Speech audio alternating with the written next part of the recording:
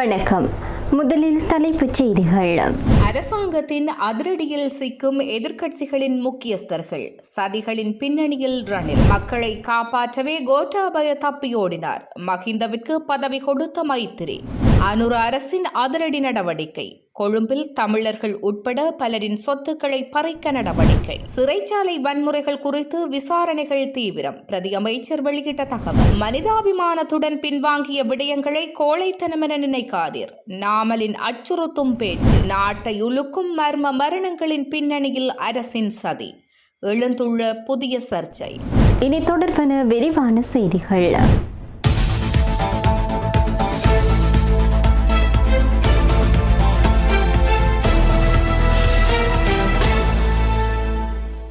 தேசிய மக்கள் சக்தி அரசாங்கத்தின் ஊழலுக்கு எதிரான செயல்பாடு, படுகொலைகள் குறித்த விசாரணையில் உள்ளிட்ட தடைகளை ஏற்படுத்துவதே எதிர்க்கட்சியின் நோக்கம் என அரசியலமைப்பு நிபுணர் ஓய்வு நிலை பேராசிரியர் ஜெயதேவா உயிர்கொட தெரிவித்தார். பத்திரிகை ஒன்றுக்கு வழங்கிய நேர்காணலின் போது இந்த விடயத்தை அவர் குறிப்பிட்டார். தற்போதைய அரசாங்கம் தனது 2 ஆண்டுகால ஆட்சியில் வேறு எந்த அரசாங்கமும் செய்யாத சில பணிகளை தொடங்கியுள்ளது. முதலாவது, ஊழல்களை கண்டறிந்து வழக்கு தொடர்வது. இரண்டாவது, அரசியல் படுகொலைகள் குறித்து விசாரணை நடத்தி சட்ட நடவடிக்கை எடுப்பது. மூன்றாவது, போதைப்பொருள் ஒழிப்பு. இந்த 3 விடயங்களிலும் குற்றம் சாட்டப்பட்டவர்களில் பெரும்பான்மையினர் தற்போதைய கூட்டு எதிரணியில் அல்லது ஆட்சியில் இருந்த அரசியல் கட்சிகளில் உள்ளவர்களாவர். ஒரே குழுவினரே இவ்வாறு குற்றம் சாட்டப்படுகின்றார்கள். எனவேதான் தொடங்கிய இந்த 3 பணிகளையும் வெற்றிகரமாக முன்னெடுத்துச் செல்வதில் அரசாங்கத்திற்கு பாரிய பொறுப்பு உள்ளது. ஏனெனில் இதற்கு எதிராக எதிர்த்தரப்பினர் பாரிய பிரசாரத்தை முன்னெடுத்து வருகின்றனர். அரசாங்கத்தை கவிழ்ப்பதே அவர்களின் முக்கிய நோக்கமாகும். அரசாங்கத்தின் கொள்கைகளை முன்னெடுத்துச் செல்வதை தடுப்பதே அவர்களின் இலக்காகும். அவர்கள் இந்த அரசாங்கத்திற்கு தடை ஏற்படுத்தும் ஒரு வழியாக நீதிமன்றத்தை தேர்ந்தெடுத்துள்ளார்கள் என்பது எந்தவொரு சுயாதீன குடிமகனுக்கும் தெளிவாக தெரியும். கடைசியாக உள்ள காலத்தில் நீதவான் நீதிமன்றங்கள் முதற்கொண்டு அரசாங்கத்தின் நடவடிக்கைகளுக்கு அங்கீகாரம் அளிக்கும் ஒரு சூழல் காணப்பட்டது. அதை கண்டு எதிர்த்தரப்பினர் பெரும் அச்சத்தில் உள்ளனர். தேசிய மக்கள் சக்தி அரசாங்கத்தின் முக்கிய கொள்கை சார்ந்த செயல்முறைகளான ஊழலுக்கு எதிரான நிலைப்பாடு, படுகொலைகள் குறித்த விசாரணைகள், போதைப்பொருள் எதிர்ப்பு ஆகிய 3க்கும் தடைகளை ஏற்படுத்துவதே எதிர்க்கட்சியின் புதிய தந்திரமாகும். அது வெற்றியடையுமா இல்லையா என்பது நமக்கு தெரியாது. அவர்கள் இப்போது புதிதாக திறந்துள்ள முன்னணிதான் நீதிமன்றமாகும். அரசாங்கத்திற்கு மக்களின் அங்கீகாரம் உள்ளது. எதிர்க்கட்சிக்கு அது இல்லை. அதை புரிந்து கொண்ட எதிர்க்கட்சி இப்போது நிறுவன ரீதியாக செயற்படுகிறது. அது ரணில் விக்ரமசிங்கவின் சிந்தனையில் உருவான ஒரு தந்திரமாகவும் இருக்கலாம். அதாவது அரசு அமைப்புக்குள் ஒரு நெருக்கடியை உருவாக்குவது, நிறைவேற்று அதிகாரம் சட்டவாக்க சபையை ஒரு பக்கத்திலும் நீதிமன்றத்தை மறுபக்கத்திலும் நிறுத்தி ஒரு பிரச்சனையை உருவாக்குவதே இங்கு எதிர்க்கட்சியின் நோக்கமாக தெரிகின்றது.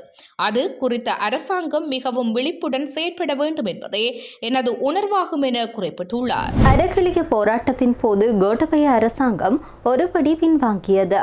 உயிர்களை பலி கொடுத்தோ அல்லது பிள்ளைகளை கொன்றோ அரசாங்கத்தை பாதுகாக்க நாங்கள் நினைக்கவில்லை என்று பொதுஜன பெரமுன கட்சியினுடைய நாடாளுமன்ற உறுப்பினரான நாமல் ராஜபக்ஷ தெரிவித்தார். மேலும் அந்த கால பகுதியில் நாங்கள் அமைதியாக செயற்பட்டமையே எங்களுடைய பலவீனம் என்று நான் நினைக்கின்றேன் எனவும் அவர் ஊடக சந்திப்பொன்றின் போது குறிப்பிட்டிருந்தார். இவருடைய இந்த பதிவிற்கு எதிராக மக்கள் பதிலளிக்கையில், தற்பொழுது நாட்டில் தொடர்ச்சியாக இடம்பெற்று வருகின்ற சிறைச்சாலை கலவரங்கள் கூட ராஜபக்சர்களின் சதித்திட்டமே. நாட்டை வங்குரோத்து நிலைமைக்கு கொண்டு சேர்த்த ராஜபக்ச குடும்பத்திற்கு மரண தண்டனை வழங்கப்பட வேண்டும். இதுதான் எல்லா மேற்கத்திய நாடுகளினதும் நடைமுறையாகும். ராஜபக்ச குடும்பத்தினர் இல்லாமல் இலங்கையில் எந்த தீங்கும் நடப்பதில்லை. ஈஸ்டர் குண்டு தாக்குதலுடன் நேரடி தொடர்புடையவர்களும் அவர்களே என சுட்டிக்காட்டியுள்ளனர். கொழும்பில் தமிழர்கள் உள்ளிட்ட பலருக்கு சொந்தமான சொத்துக்களை பறிமுதல் செய்ய நடவடிக்கை எடுக்கப்பட்டுள்ளதாக தகவல் வெளியாகியிருக்கிறது. கொழும்பு நகரில் சொத்து வரி செலுத்தப்படாமை காரணமாக பல சொத்துக்களை பறிமுதல் செய்ய மாநகர சபை நடவடிக்கை எடுத்துள்ளது. மாநகர சபைக்கு வரி செலுத்தாத கொழும்பு 7 பகுதியில் உள்ள 30 காணிகள் உள்ளிட்ட பல கோடி ரூபாய் பெறுமதியான காணிகளை சுவீகரிக்க நடவடிக்கை எடுக்கப்பட்டுள்ளது. கொழும்பு 7 உள்ளிட்ட உயர் வணிக மதிப்புள்ள பிரதேசங்களில் உள்ள 30 காணிகள், கொழும்பு கோட்டை பகுதியில் 58 காணிகள் மற்றும் வெள்ளவத்தை பகுதியில் 67 காணிகள் பறிமுதல் செய்யும் பிரிவில் உள்ளடக்கப்பட்டுள்ளதாக தெரிவிக்கப்படுகின்றது. நிலுவையில் உள்ள வரிப்பண அறவீடுகளை மேற்கொள்ளும் நோக்கில் இந்த துரித நடவடிக்கை எடுக்கப்பட்டுள்ளதாக தெரிவிக்கப்படுகின்றது. சிறைச்சாலை வன்முறை மற்றும் அரசாங்க நடவடிக்கை. நாட்டில் அண்மையில் சிறைச்சாலைகளில் ஏற்பட்ட வன்முறைகள் மற்றும் அசாதாரண சூழ்நிலை குறித்து அரசாங்கம் தீவிர கவனம் செலுத்தி வருகிறது என பெருந்தோட்ட மற்றும் சமூக உட்கட்டமைப்பு வசதிகளின் பிரதி அமைச்சர் சுந்தர்லிங்கம் பிரதீப் குறிப்பிட்டார். மேலும் அவர் கடந்த காலங்களில் இலங்கை போதைப்பொருள் கடத்தலுக்கான ஒரு முக்கிய மத்தியஸ்த நிலையமாக விளங்கியது. தற்போதைய அரசாங்கம் பொறுப்பேற்ற பிறகு போதைப்பொருளை முழுமையாக ஒழிப்பதற்கான தீவிர நடவடிக்கைகளை மேற்கொண்டு வருகின்றது. போதைப்பொருள் கடத்தலில் ஈடுபடும் உள்நாட்டு மற்றும் வெளிநாட்டு குற்றவாளிகள் தொடர்ந்து கைது செய்யப்பட்டு வருகின்றனர். போதைப்பொருள் வியாபாரிகளுக்கும் சில அரசியல்வாதிகளுக்கும் இடையே நெருங்கிய தொடர்பு இருப்பது தற்போதைய சம்பவங்கள் மூலம் வெளிச்சத்திற்கு வந்துள்ளது. போதைப்பொருள் ஒழிப்பு நடவடிக்கைகளை முடக்குவதற்காக சிறைக்குள் இருக்கும் கைதிகளை தூண்டிவிட்டு வன்முறையை ஏற்படுத்த சிலர் முயல்கின்றனர். சூழ்நிலையை கட்டுப்படுத்த ஜனாதிபதி அனுரகுமார திசாநாயக்க தலைமையில் உயர்மட்ட சந்திப்பு நடைபெற்றது. இதில் பொதுமக்கள் பாதுகாப்பு அமைச்சர் ஆனந்த விஜயபால, நீதிமன்ற அமைச்சர் ஹர்சன நாணயக்கார மற்றும் பாதுகாப்பு அதிகாரிகள் பங்கேற்று அவசர கால நடவடிக்கைகள் குறித்து ஆலோசித்தனர். சிறைச்சாலை அமைதியின்மைகளை கட்டுக்குள் கொண்டு வந்துள்ளதாகவும் நாட்டின் அமைதியை குலைக்க முயலும் நபர்களுக்கு எதிராக மிக கடுமையான சட்ட நடவடிக்கை எடுக்கப்படும் என்றும் அவர் தெரிவித்துள்ளார். நாம் இப்போதும் நாட்டு மக்களை சமூக பேரழிவில் இருந்து மீட்க பணியாற்றியவர்கள். மக்களின் நலன் கருதியே சில விடயங்களில் ஓரடி பின்வாங்கினோம். அவை மனிதாபிமானத்துடன் எதிர்கொண்டவை கோழைத்தனமாக கருத வேண்டாம் என மொட்டு கட்சியின் நாடாளுமன்ற உறுப்பினரான நாமல் ராஜபக்ஷ தெரிவித்தார்.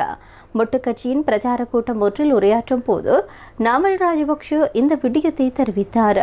அரகலைய போராட்டத்தில் முன்னாள் ஜனாதிபதி கோட்டாபய ராஜபக்ச போராட்டக்காரர்களுக்கு கை வைக்கவில்லை.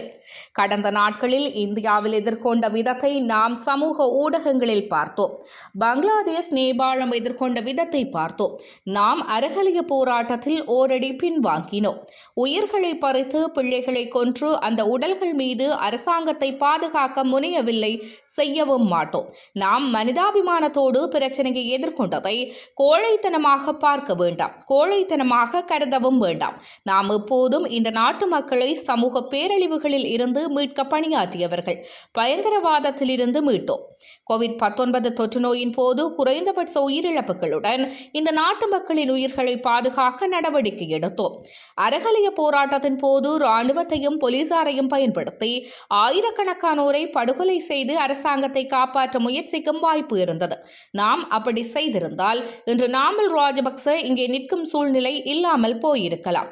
மக்களின் பக்கத்தில் நின்று ஒரு சமூக பேரழிவில் இருந்து நாட்டின் இளைஞர்களை மீட்க நாம் ஓரடி பின்வாங்கியதை கோழைத்தனம் என்று அரசாங்கமும் அரசாங்கத்துடன் தொடர்புடையவர்களும் நினைத்தால் அவர்களுக்கு தவறிவிட்டது என்பதையும் நினைவூட்ட விரும்புகின்றேன் என குறிப்பிட்டுள்ளார். சிறைச்சாலைகளில் சமீப காலமாக அதிகரித்து வரும் மர்மமான மரணங்கள் மற்றும் அமைதியின்மை நாடு முழுவதும் அவசர சட்டத்தை நடைமுறைப்படுத்துவதற்காக அரசாங்கத்தினால் தீட்டப்பட்ட சதி திட்டத்தின் அறிகுறியாக இருக்கலாம் என ஐக்கிய மக்கள் சக்தியின் பொதுச் செயலாளரான ரஞ்சித் மதும பண்டார தெரிவித்தார்.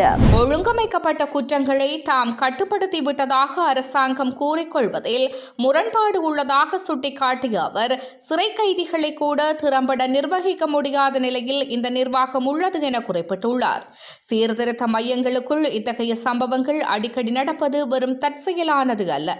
குறிப்பாக சம்பந்தப்பட்ட அமைச்சரின் கூற்றுக்கள் மூலம் அரசாங்கம் தனது தோல்விகளை ஒப்புக்கொண்டிருப்பது இந்த சூழ்நிலையை கையாள்வதில் செய்வதில் அவர்களுக்கு இருக்கும் திறமையின்மையையே வெளிப்படுத்துகின்றது. சிறைச்சாலைகள் என்பது மரண தண்டனைகளை நிறைவேற்றுவதற்கான இடங்கள் அல்ல. சிறிய போக்குவரத்து விதிமீறல்களுக்காக தடுப்பு காவலில் வைக்கப்பட்டவர்கள் கூட அந்த சுவர்களுக்குள் உயிரிழந்துள்ளனர். தனது சிறைச்சாலைக்குள் அமைதியை பேண முடியாத ஒரு அரசாங்கம் நாட்டின் ஆட்சியை எவ்வாறு வெற்றிகரமாக நடத்தும் என்று எதிர்பார்க்க முடியும் என அவர் கேள்வி எழுப்பியுள்ளார். இத்துடன் செய்திகள் நிறைவடைகின்றன. நன்றி.